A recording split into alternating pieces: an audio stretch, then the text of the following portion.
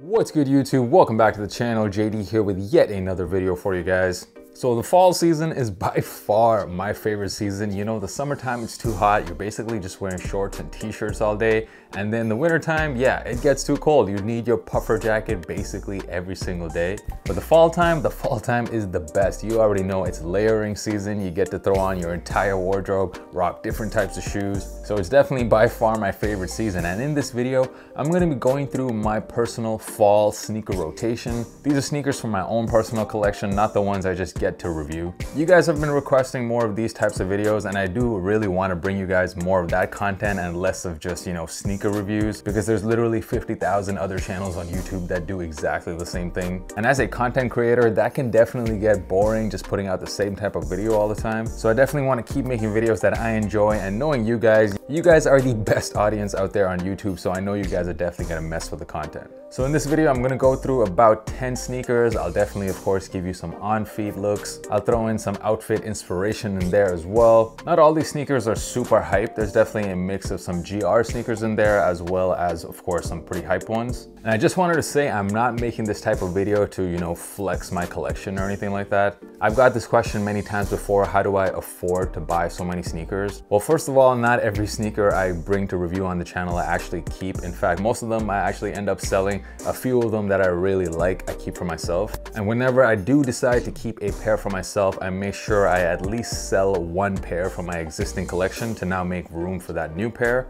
So that way there's not actually too much money leaving the bank account, and also that way it keeps my rotation pretty fresh. And also, this is just a personal rule. I know it doesn't apply to everyone, but I also will never spend a ridiculously high amount of money on a pair of sneakers if I'm not able to get it for retail. Like these Travis Lows, for example, if I didn't win these in a raffle, there's no way I would have paid the current resale prices for this. I'm sorry, I'm just not that type of guy who will spend over $8,000 for a shoe. Not that there's anything wrong with it, but it's just something I wanted to tell you guys. Like, you don't really have to get every single shoe out there just because you see a lot of people on Instagram wearing it, because there's literally a new shoe dropping every single weekend, guys. Like, this one is hot for a while. It's not gonna be hot a month from now. It's not gonna be hot a year from now. So you really don't need every shoe out there. But anyways, I know I've just been going on a rant. Let's get into it. I'm gonna be getting into my fall sneaker rotation, and I'm hyped, man. Let's go. So I'm first gonna start off with two sneakers actually, because they are kind of similar. Both of them are Jordan 1s. The first is the Jordan 1 Dark Mocha, which came out last year. And also this pair right here, the Jordan 1 Rookie of the Year, which actually came out back in 2018. For me, these are easily the must-have fall sneakers when it comes to Jordan 1s. Perfect colorways, super wearable. You can rock them with so many different outfits. The Rookie of the Years, of course, it has that Chicago style color blocking, but you have that nice flax brown color. And the quality on this pair is just amazing. I think one of the best quality Jordan 1s over the last 3 or 4 years. I remember when these dropped, the resale on them was really low. Like, it was going for around $190 to $220. And then the Dark Mocha Jordan 1s, a lot of people's favorite colorway over the last couple of years. And you can see why. Of course, if you are a fan of that original Travis Scott Jordan 1 Mocha, you clearly know where this colorway was inspired from. This Mocha pair is arguably even more wearable than that Travis Scott pair. Both of these shoes, in fact, they are Jordan 1s that I don't think I'm ever gonna sell, because I know every year in the fall time, I'm gonna be going back to these two sneakers because, yeah, they're just really nice. And both of them are actually featuring laces from my own shop, Elevate Laces. I threw on some white laces on the Rookie of the Years. This pair actually doesn't come with white laces, which is pretty surprising. And then on the Dark Mochas, I threw on those khaki laces, which I think match the rest of the shoe really, really nice. I'll leave a link to that in the description, but yeah, of course, these two pairs, Rookie of the Year, Dark Mocha, two of my favorite fall Jordan 1s. Another Jordan 1 that I have to mention because it is one of my favorite releases of the year, and it is a low top sneaker. I'm talking about the Jordan 1 Low in the Starfish colorway. This came out around last month. We know that the colorway, of course, is that shattered backboard colorway, one of my favorite, absolute favorite colorways on a Jordan 1. Some people may think this is a summertime sneaker. I actually think it's more of a fall sneaker. For me, it's got those nice fall colors, orange, black, Halloween vibes. And we've been getting just blessed this year when it comes to quality on these OG cut Jordan 1 Lows. Not just this pair, also the neutral grays, really, really nice quality on them. And I'm just a big fan of the shape. I'm a big fan of how they look on feet. Very much pleased with this shoe, and they're really not going for all that much when it comes to resale prices right now.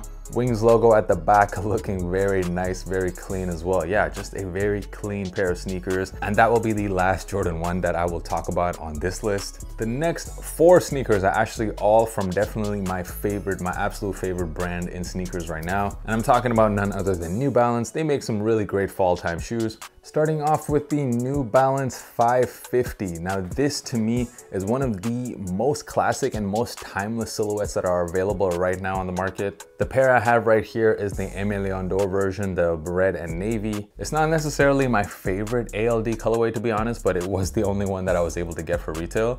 But with this model, I feel like the GR colorways are just as nice as the collab colorways. That's where I recently bought myself this. This is just a regular white and green version of the New Balance 550. No, this is not the ALD version, although it looks almost identical except for the yellowed out midsole. And that's the great thing about the 550s. I feel like pretty much any colorway looks good on this silhouette. And I feel like everyone knows that because every colorway has been selling out. However, you might be able to get lucky because they have been restocking this quite a bit. So I will leave the New Balance link in the description to those shoes. I have yet to see a bad colorway on this silhouette. And I feel like this is really becoming a go-to shoe for a lot of people, kind of like the Air Force One lows or the Adidas Stan Smiths. I feel like this sneaker is one of those shoes that people are genuinely gonna wear with everything. But it's still early enough that wearing a pair of these definitely makes you stand out quite a bit. It is, like I said, very classy, very timeless. You really cannot go wrong with a pair of New Balance 550s. Another Emilion d'Or collab that I want to talk about that I feel is probably the most underrated ALD collab out there has to be the ALD 1300. So it came out in this green version, which is the one I was able to cop, and it also came out in the salmon colorway. And this is like, for me, the least talked about ALD collab, but I kind of know why. We all know the story about how these released. There was a pre-release for them. You could pre-order them, but people like myself only ended up getting the pairs about 8 months later. So I feel people kind of just forgot about this collab. And the sneaker didn't really get the type of shine that it deserves, but it's truly, in my opinion, one of the best ALD collabs because of how nice the quality is. The quality on this pair is just amazing. Look at that suede. Look at that very nice hairy suede. This collab also introduced me to this model, the 1300, which definitely in the right colorway looks great as well. There's a lot of nice earthy colorways that look good on this shoe. And this really nice green colorway I have right here for the fall time, you really cannot go wrong. So yeah, I'm definitely gonna be rocking these. I cannot mention New Balance without talking about my absolute favorite New Balance of the year, and that is none other than the New Balance 2002R Protection Pack. I do have this Rain Cloud colorway. It did release in a Phantom as well as a Sea Salt colorway. I have both of those as well. This is one of the few times when I actually copped every sneaker from a pack, simply because this is just the best pack of the year for me. I love the silhouette, the 2002R. I've been meaning to cop a pair of these in my collection for quite a while. And then these 3 pairs dropped and damn, they just look amazing. Even though this is technically a general release, you can't be mistaken for thinking that this is a collab. Everything about this shoe just screams collab to me. And I was thinking about this the other day. I even brought this up on my Instagram. Is it possible for a general release pair to actually win Sneaker of the Year? I know not a lot of people are talking about this sneaker as Sneaker of the Year, and I personally don't understand why, because it definitely should be, at the very least, in the top 5 or the top 3. It looks great, very comfortable, also a very wearable shoe. I'm pretty sure New Balance is well aware of how popular this pack has been, so I'm expecting them to probably release more colorways in the future. Just my prediction, we'll see. But I did mention this model, the 2002R, I feel just looks so good. It's one of the very best silhouettes out there from New Balance. There have been so many general release colorways that have released in the past that look great. So make sure you guys cop yourself a pair. Trust me, they are so comfortable. Once you have these on feet, you won't even think of wearing anything else. And the last New Balance pair I have to talk about, and I'm not exaggerating when I say this, I literally wear this pair every single day. It is by far the most worn pair of shoes in my collection. And that is this regular gray pair of New Balance 990 V5s. Yeah, you can probably look at this pair and see how muddy it is. Yeah, I definitely get a lot of wear out of this. This is my, I gotta go do some quick errands, I gotta take my dog for a walk, this is my absolute go-to pair. I leave it right by the door. And why do I do that? Simply because there isn't a more comfortable pair of shoes in my entire collection. This is a pair that I know I can wear all day and my feet do not hurt at all. Especially if you guys out there, any of you guys watching this, if you have a job or some type of employment where you need to be on your feet the whole day, I really couldn't recommend a better pair of shoes than these. It's much better than some other brands that, you know, claim to be comfortable, but then when you actually wear them for maybe 5-6 hours, your feet do start to hurt a little bit. Never the case with these for me. And the 990s, doesn't matter if you get the V3s, the V4s, the V5s, I just think they look great. They look great in pretty much any colorway as well. You gotta have one of these in the collection. Not only is it very comfortable, it also looks great. And there are some days when you just want to wear a very comfortable pair of shoes, so that's why I own these. The next sneaker I want to talk about, and this one might be a little bit controversial because I feel there's nothing that divides the sneaker community more than the topic of bootlegs. And this is that pair. This is the Orior Empire City Highs version 2. This was made by the brand Orior, led by Ray Maya, who is just one of my absolute favorite young creators right now in the fashion space. Yeah, of course it does kind of look like a Jordan 1, but I do feel like this is its own shoe because of all of the crazy details on it. Of course, the swoosh has been replaced by the Statue of Liberty. We got the New York City skyline on the back of the sneaker. Also the New York subway map, you can see that on the insole. The level of detail on this pair is crazy, and also this particular colorway. I've never seen this shade of gray on any Jordan sneaker before. So major shout out to Ray, you guys absolutely kill these. Let me know down in the comments, what is your opinion on bootleg sneakers? I'm not even from New York, but I definitely mess with these right here, so I will be rocking these in the fall, no doubt. We can't do a sneaker video in 2021 without talking about the sneaker of the moment right now. That is of course the Nike Dunk. And my favorite fall colorway of the Nike Dunks actually released last year. This is the ceramic colorway of the Nike Dunk Low. As you guys know, it is part of that Ugly Duckling pack. This colorway just screams fall, of course. Like, it's got like a very, I would say, Halloween theme going on here with the orange, the green, the black. I did throw on some beige laces there, which is once again from my shop Elevate Laces. I just like how that looks with that color combo. And yeah, man, the Ugly Duckling pack, which came out last year, is just a must-have if you're into dunks. And out of those three, I feel like the ceramic pair was like the most slept down out of the three, if that makes any sense. There's definitely a lot of other great Nike Dunk Low colorways for the fall. For example, that medium curry pair we dropped earlier this year, a absolutely perfect fall colorway.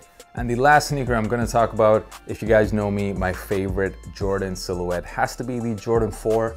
And for me, the very best colorway that dropped this year actually dropped very early in the year, back in January. And that is this Taupe Haze colorway. I know that this shoe definitely divided the sneaker community because not a lot of people were a fan of that upper. It has kind of like this cracked leather upper. Yeah, I don't know why Jordan Brand did that. I haven't seen that on any other Jordan sneakers. But this time I gave it a pass just because I really like this colorway. It definitely looks like a collab sneaker, kind of similar to that Travis Scott Jordan 4. Also that Undefeated 4 is quite similar looking. Maybe the sneaker released at the wrong time because it should have released for the fall time. It is a perfect fall colorway, this olive color. There have been some other nice Jordan 4s that have released this year for sure, and you can definitely go ahead and cop one of those. But for me, my favorite pair easily got to be the Taupe Hazes. And that's about it. That's going to be my main rotation this fall time. Let me know down in the comments which one was your favorite sneaker that I showed off in this video. And also, I am looking for some feedback from you guys. Let me know if you enjoy this type of video. So I will be dropping more of this in the future if you guys enjoy it. And of course, do not forget to follow me on Instagram. That is where I am very active. I communicate with pretty much anyone who messages me on there. And of course, subscribe to the channel if you haven't already done so. That really helps me out. Drop a like if you enjoyed this video, and I will see you guys next time. Peace.